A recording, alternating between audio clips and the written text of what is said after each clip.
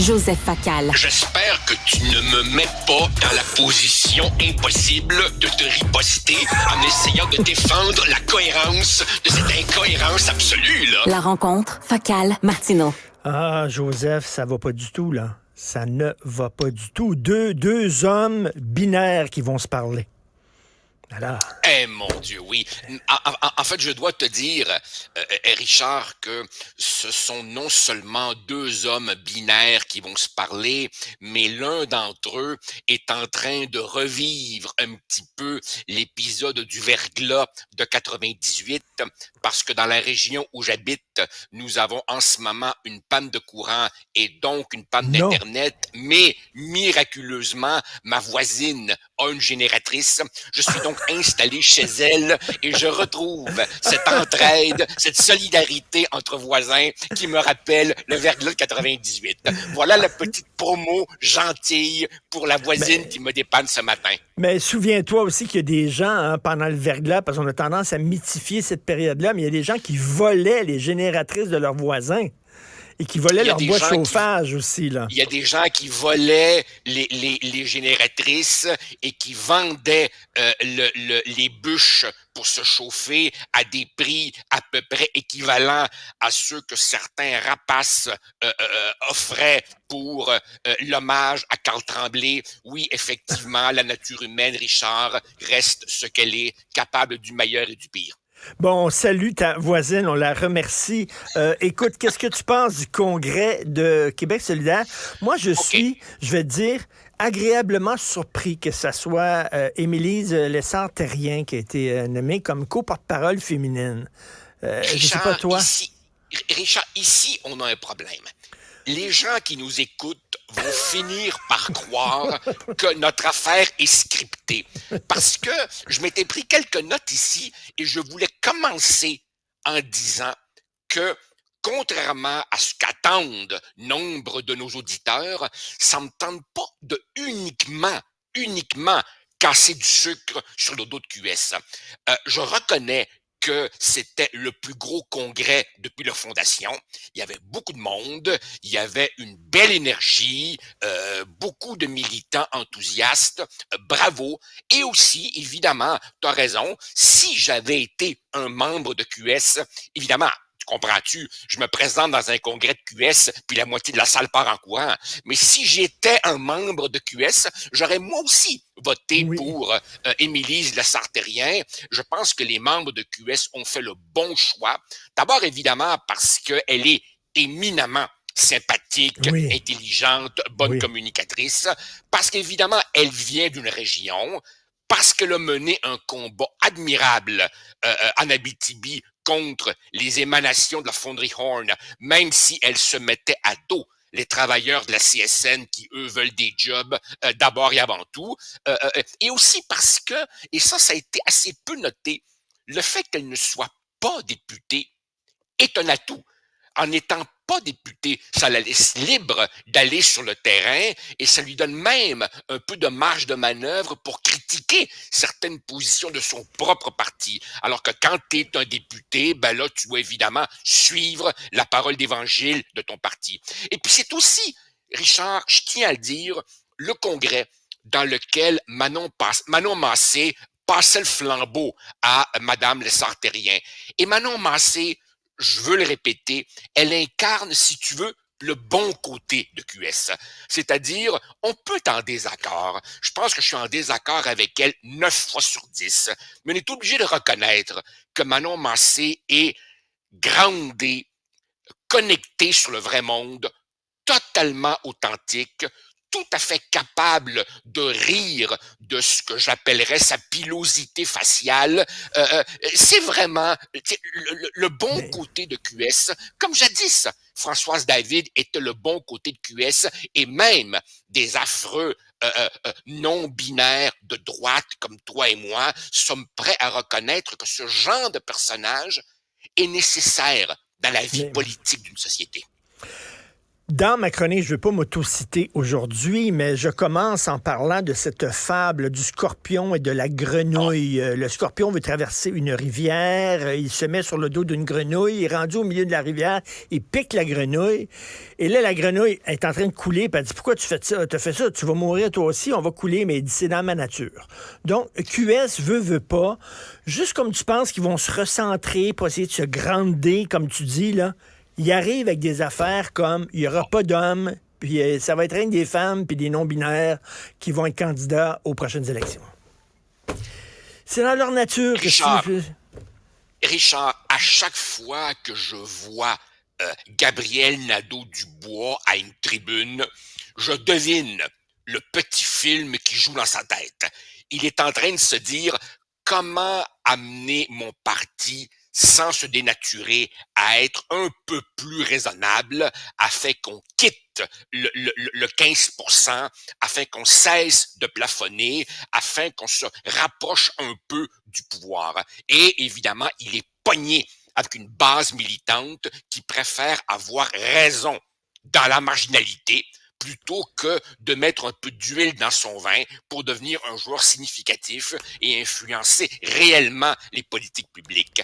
Et rien ne pouvait mieux illustrer par l'absurde ce côté sectaire de QS que cette décision d'exclure toute candidature masculine lors des partiels d'ici à l'élection générale au nom de la sacro-sainte parité. Et ça, Richard, ça là, ce n'est pas accidentellement se tirer une balle dans un pied. Ça, c'est se vider 2 chargeurs de Kalachnikov sur les 2 pieds en même temps. C'est catastrophique. Tu es un électeur progressiste, tu te magasines un parti, tu as le choix entre peut-être refaire confiance au PQ que tu boudes depuis des années ou peut-être donner une chance à un QS 2.0. Et là, ils prennent cette décision-là qui est absolument catastrophique. Et bien entendu, on pourrait ironiser, hein. Et si un homme se sent femme, hein, à cette époque de ressenti, il pourrait-tu être autorisé? Ah ben non. Il faut que ce soit un vrai homme, une vraie femme. Ah ok. Donc on réintroduit la réalité biologique comme critère déterminant. Écoute, ça n'a ni queue ni tête. Et c'est quoi leur définition d'une femme? J'aimerais ça le savoir, voilà. mais tu sais, le jupon dépasse. Là, tu dis, finalement, on pense que le Québec solidaire 2.0 s'est recentré, tout ça. Ben non. Tu regardes, là, avec des décisions comme ça, ben non. Tu vois que c'est la gang radicaux, là. C'est le même genre de défi que, par exemple, le NPD au fédéral a souvent vécu. C'est-à-dire que tu as un état-major, tu as une aile parlementaire qui voudrait se rapprocher du pouvoir, parce que le pouvoir, c'est pas nécessairement sale. Le pouvoir, c'est les leviers dont tu as besoin pour changer pour de vrai une société. Mais tu as une base militante en dessous qui est proprement religieuse par certaines de ses attitudes et qui évidemment fait apparaître au grand jour toutes sortes de raisons de se disqualifier aux yeux de l'électorat qu'on prétend courtiser. Et évidemment, le problème de QS, c'est que, admettons que le parti continue à plafonner à 15%. Si nous avions un mode de scrutin proportionnel avec 15%, là on jase en termes de aile parlementaire. Mais avec un système comme le nôtre, où il faut que tu concentres ton vote dans certaines circonscriptions, à 15%, t'es condamné à avoir simplement une poignée de députés. Et là, regarde bien, là, les derniers chiffres montrent que QS est toujours n'a aucun appui chez les électeurs âgés.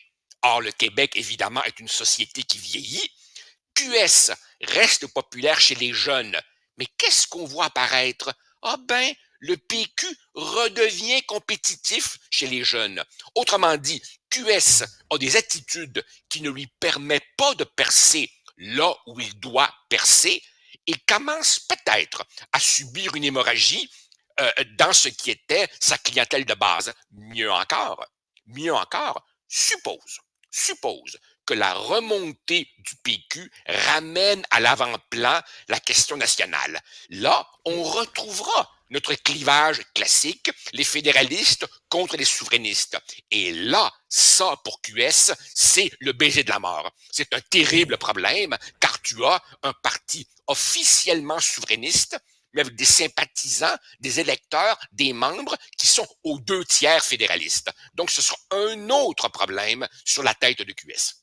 Et tu as vu Génération Oui, le balado souverainiste là, qui interviewe Christine Labrie. On lui demande, entre le Québec, qui est une province au sein du Canada, mais une province de gauche, ou un Québec qui est un pays, mais qui est plus à droite, qu'est-ce que vous choisissez? Elle dit la province de gauche. Donc, elle est avant tout gauchiste, souverainiste. Mais oui, évidemment. À QS, même ceux qui disent qu'ils sont sincèrement souverainistes, la souveraineté est à peu près au 47e rang de leur priorité, loin derrière le compostage et les toilettes transgenres. Alors évidemment, ça fait pas des souverainistes très très forts.